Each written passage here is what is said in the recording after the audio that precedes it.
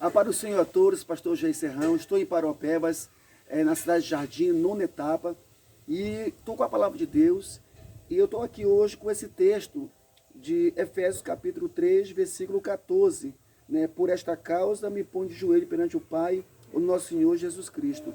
E para comentar esse assunto aqui, eu quero convidar ele, pastor Henrique Caldas, vem comigo. Pastor Henrique Caldas, a grande pergunta que não quer calar é: que causa é essa? O apóstolo Paulo diz assim: me põe de joelho perante o Pai, o nosso Senhor e Salvador Jesus Cristo. A paz do Senhor a todos. Esse versículo aqui, pastor Jair, é um versículo que eu chamo de um versículo de confronto. Por que ele é um versículo de confronto? Ele é um versículo de confronto pela seguinte questão. Paulo diz assim, por isso, por esta causa, me ponho de joelhos perante o Pai de nosso Senhor Jesus Cristo.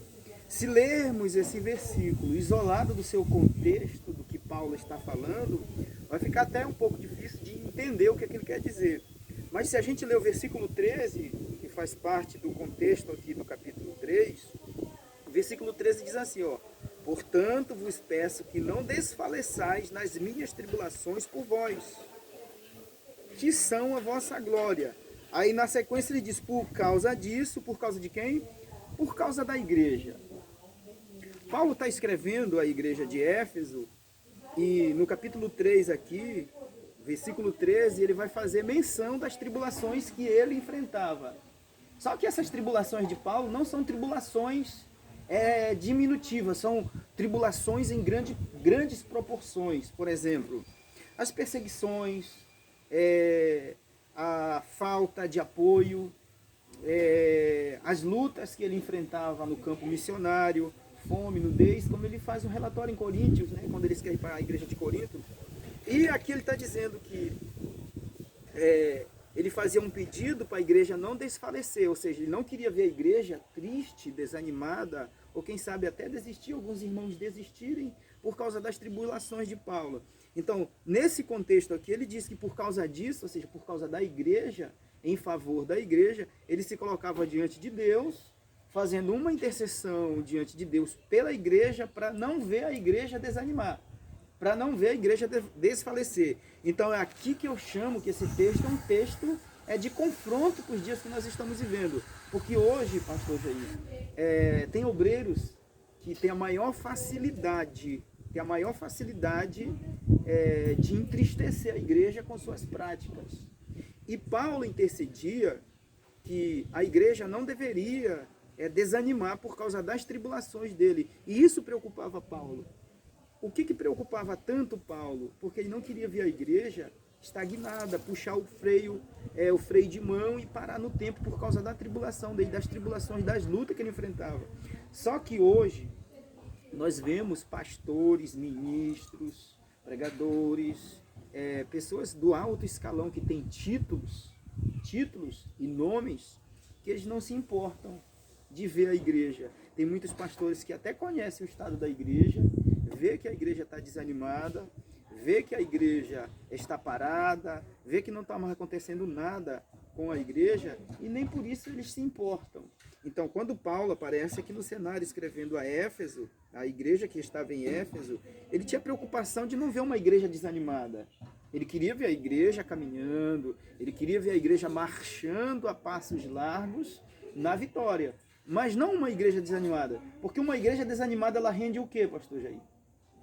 Realmente uma igreja desanimada, ela não consegue brilhar, ela não consegue fazer a diferença, né? Ela estagna. Fica parada. Uma igreja que desanima é por causa do líder, é uma igreja que vai enfrentar sérios problemas. Então, Paulo, como líder, ele se coloca diante de Deus e pede para Deus que a igreja não desanimasse por causa da pessoa dele, das tribulações e das lutas que ele enfrentava. Só que hoje é bem diferente. Se o senhor me perguntar por que, eu lhe respondo. Por quê? É diferente por quê? Porque o comportamento de muitos líderes hoje tem enfraquecido a igreja. Tem muitos líderes, muitos pastores que têm enfraquecido e desanimado a igreja. Com isso, o senhor me dá a entender que também existe um outro assunto, que eu acho que é o tema do nosso próximo assunto que nós vamos comentar, que o senhor está trazendo um assunto quase tudo que isso aí também gerou um problema hoje, por dias atuais, de questão dos 14% da população brasileira estão desigrejada. Desigrejados por quê? Por causa de muitas das vezes daqueles que assumem o púlpito.